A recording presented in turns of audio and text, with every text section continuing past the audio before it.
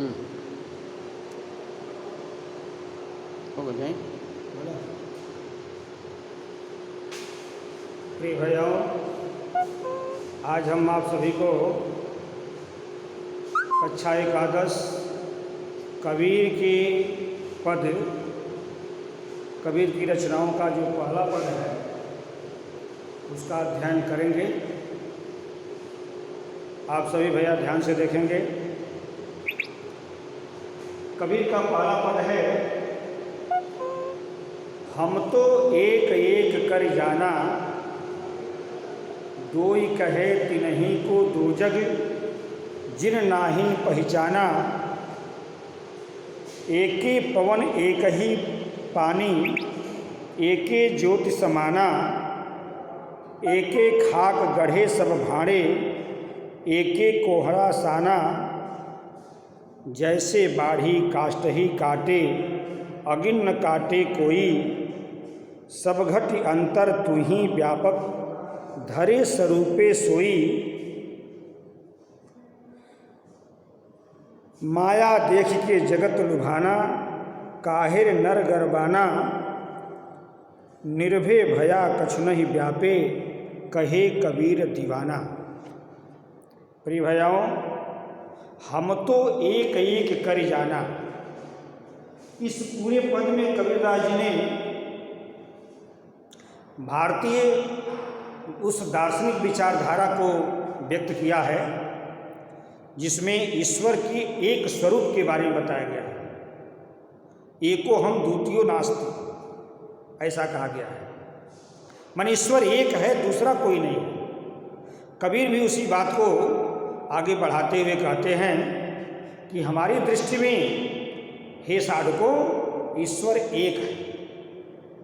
ईश्वर दो नहीं है, ईश्वर एक है।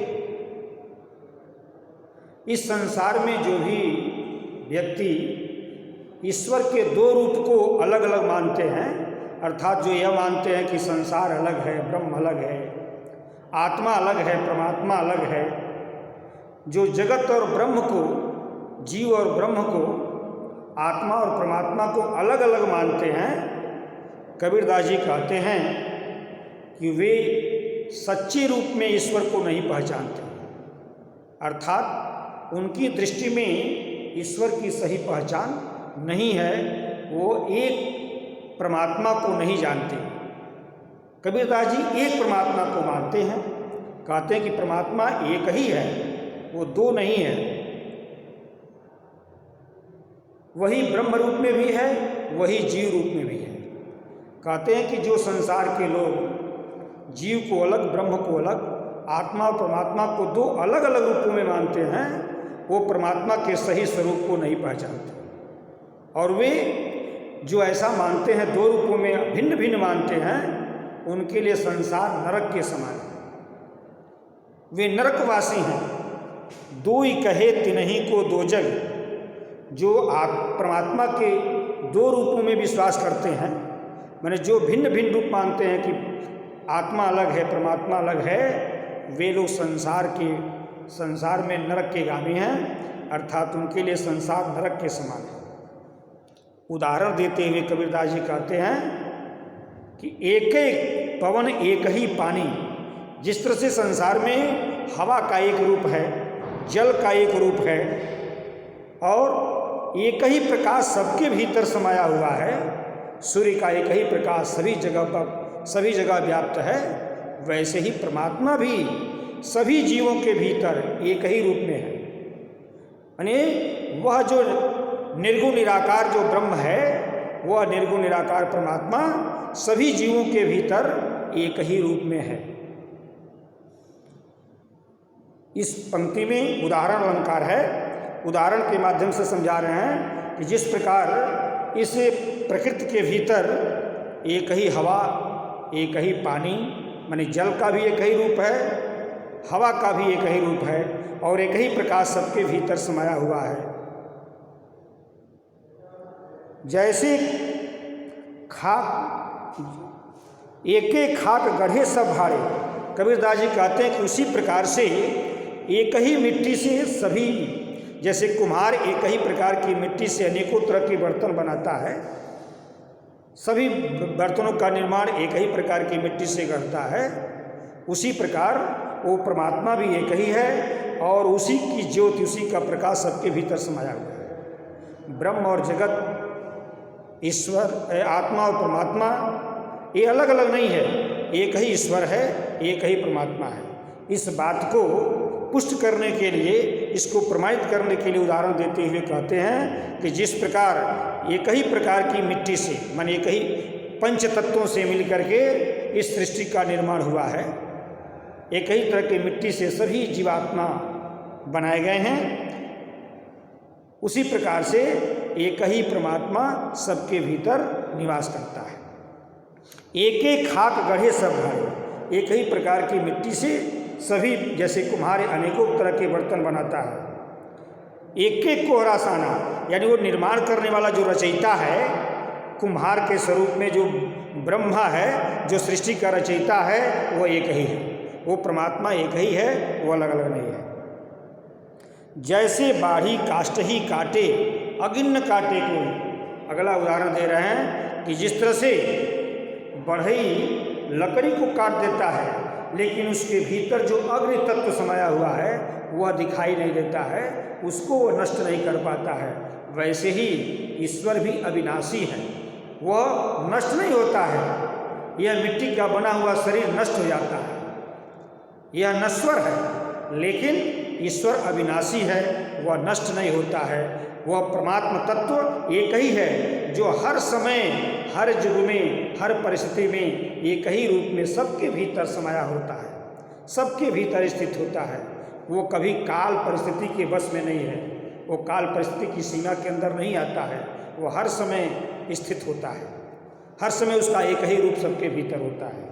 कह रहे हैं कि जैसे लकड़ी काटा जा सकता है लेकिन उसके भीतर समाये हुए अग्नि तत्व को नहीं नष्ट किया जा सकता है, वैसे ही इस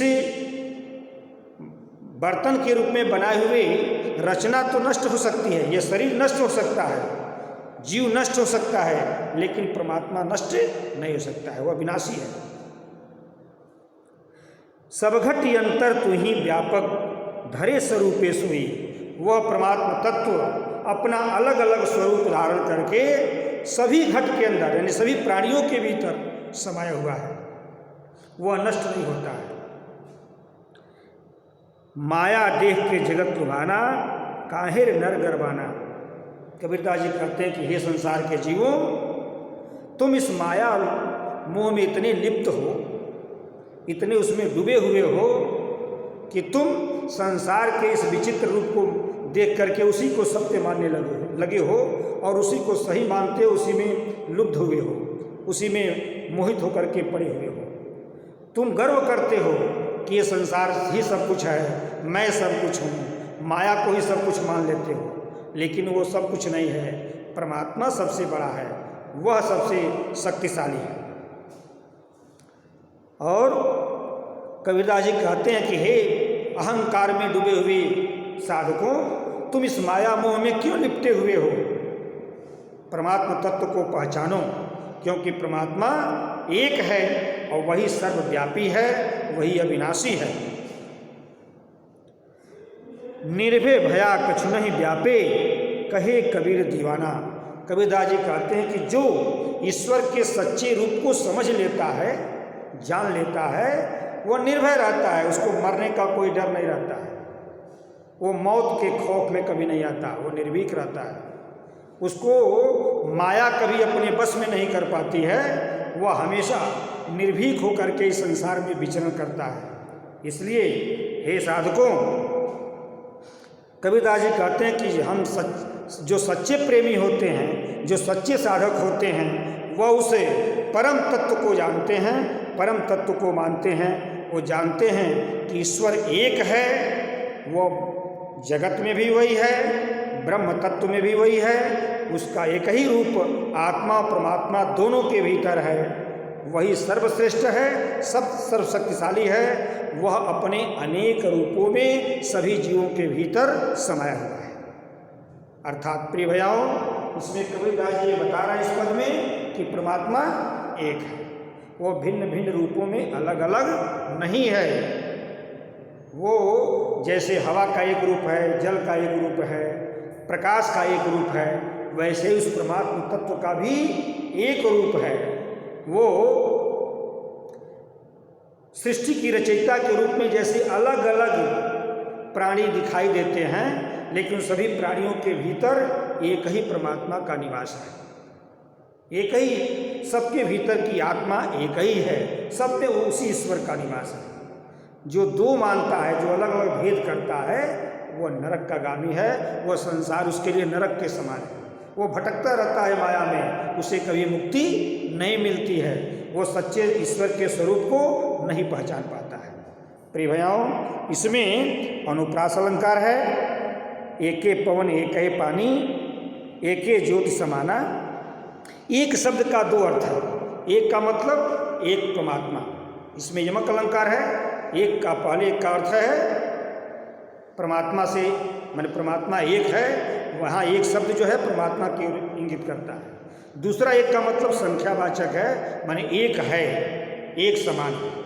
दूसरे एक का मतलब है एक समान, और पहले एक का अर्थ है परमात्मा, माने परमात्मा एक है, वो एक ही समान है। तो इसमें एक एक में एक यमक अलंकार है, अलग अलग इसका अर्थ है। और हम तो एक एक कर जाना, अनुप्रास अलंकार भी है। दो ही कहे तीन ही को दो जग जिन नाही पहचाना। दो जग का शाब्दिक अर्थ होता है नरक, माने जो ईश्वर के सही स्वरूप को नहीं समझ पाते, वो उनके लिए संसार नरक के समान है। दो जग माने नरक होता है। और इसमें उदाहरण अलंकार है, कबीरदास जी उदाहरण दे रहे हैं कि जैसे बाढ़ी काष्ठ का, जैसे बाढ़ी काष्ठ ही काटे अगिन न काटे कोई। जिस प्रकार से बढ़ी हुई लकड़ी को बढ़ई काट देता है, लेकिन उसमें छिपे हुए प्रकाश तत्व को, अग्नि तत्व को वो नहीं समझ पाता है, उसको नष्ट नहीं कर पाता है।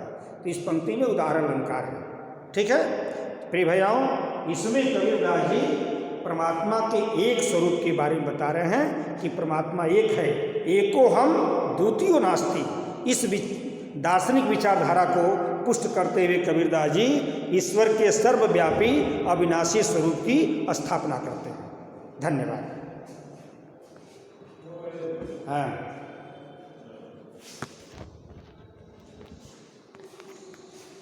कहाँ से बंद कर गई हो? देखिएगा कैसे बंद किया जाता है, देखिएगा कोई वजह से दबा दीजिए हल्का।